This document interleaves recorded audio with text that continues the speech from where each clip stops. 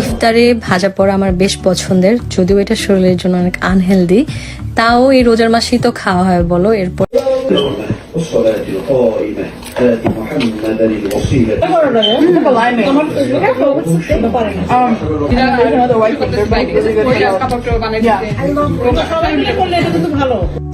এইটা এক কথায় অসাধারণ, এত মজা হয়েছে খেতে।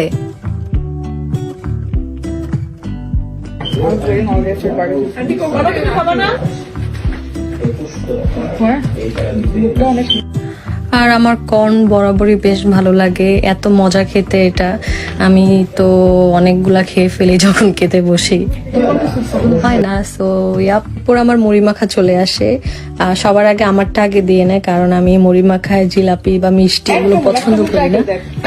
মিষ্টি জিলাপি দিয়ে আমি